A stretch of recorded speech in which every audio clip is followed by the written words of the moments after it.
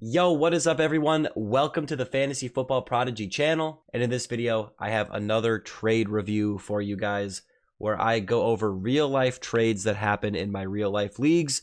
And in this trade, I was able to acquire a superstar wide receiver, someone who is going with the first or second overall pick in drafts during draft season. And I think it was a little bit of a win-win trade for me and the person that I traded with. But I do think I was able to get the best player in the deal, which I always love when I make a trade. But before we get into the trade, please make sure to drop a like and subscribe to the channel.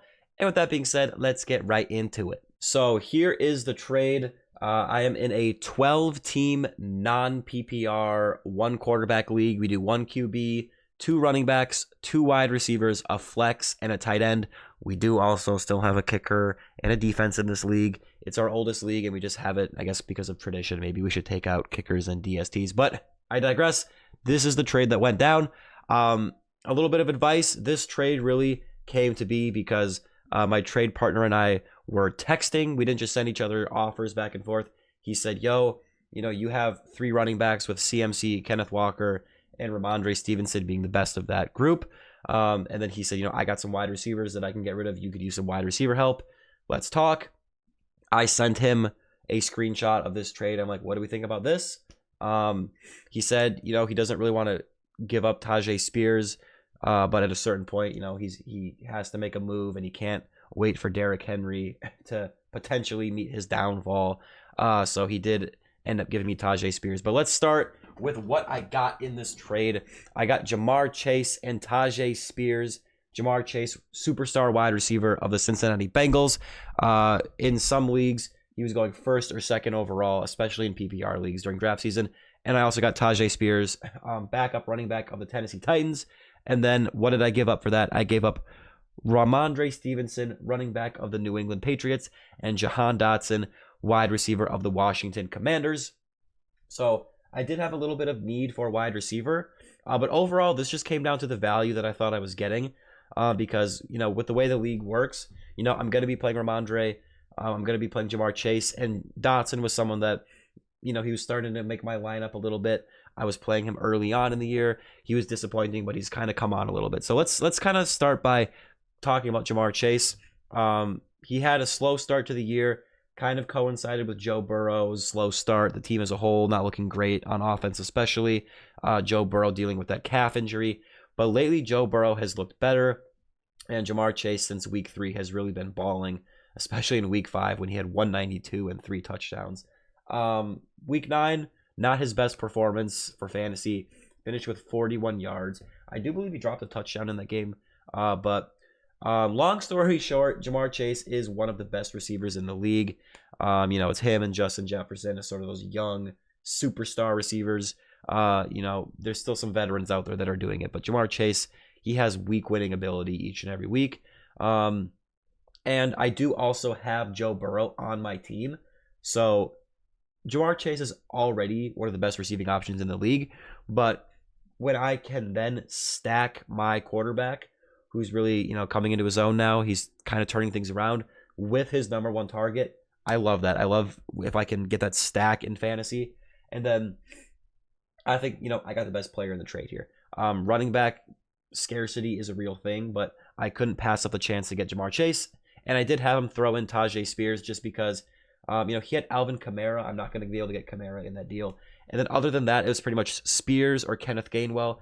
I just wanted to throw in Spears over Gainwell in the trade just because he has a titch of standalone value. This is a non-PPR league. And Spears has had some games where he's used a bit as a receiver, so I don't get points for those receptions. But he's talented. He's looked pretty good at times. But Derrick Henry is still the lead back there. So this is more of just an insurance back, a handcuff, someone that I don't necessarily have to hold on to if a better running back option appears on the waiver wire. But I do want to hold on to Spears just because he's a handcuff to Henry, and he does have a little bit of value. Not really someone that I would want to play, but in an absolute pinch, it's someone that I can just have on my bench for a little bit of depth. Rhamondre Stevenson, I drafted him at the second, third turn in our draft. He's had a rough start to the year, but lately he's kind of turned things around. His schedule has lightened up a little bit. He had 13 in non-PPR against the Raiders. Only 8.5 and 5 the following 2 weeks against Buffalo and Miami. But then last week against Washington, 18.9. He ripped off a big run.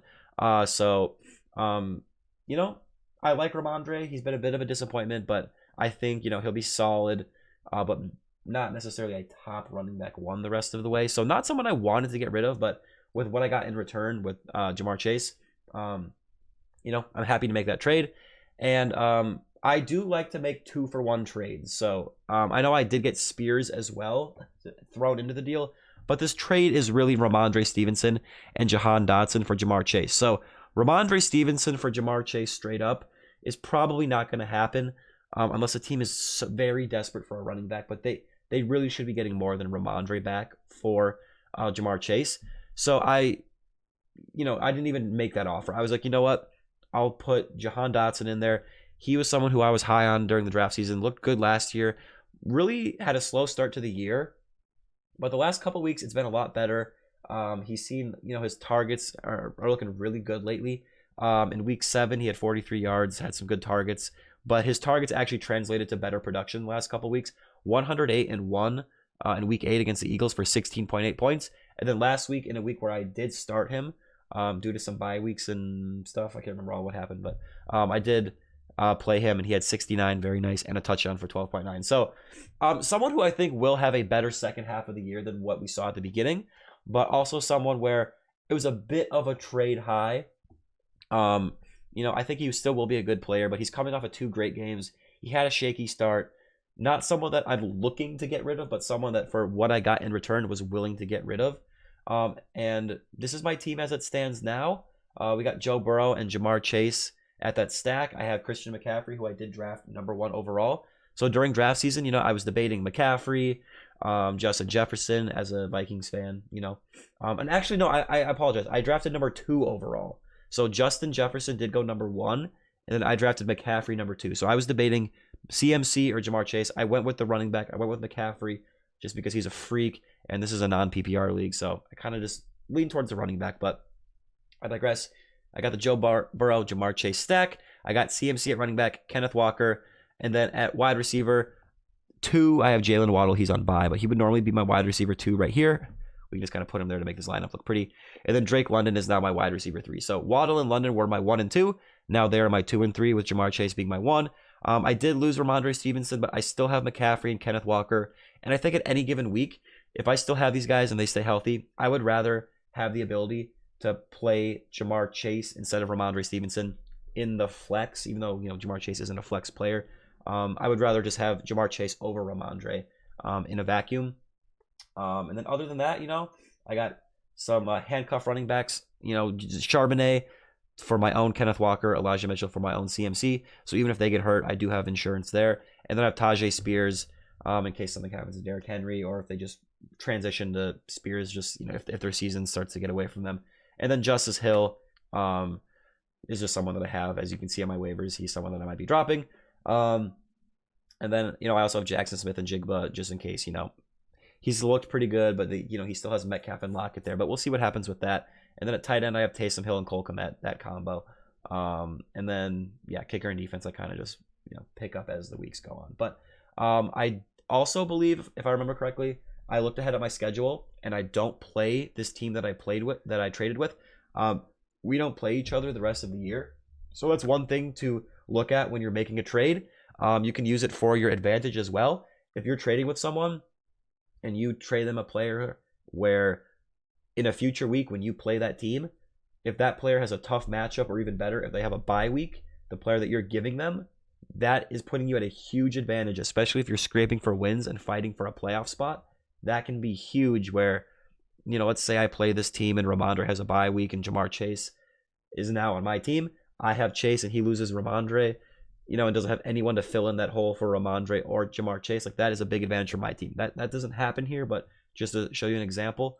But my team is pretty set right now. I'm tied for the best record. There's 4 7-2 teams. The team is looking pretty good. But yeah, this is just a quick little trade review video. I like to do these just for fun, to show you some real life trades that are happening in actual leagues. That's going to do it for this video. Make sure to drop a like and subscribe to the channel, and I will talk to you guys later. Peace out.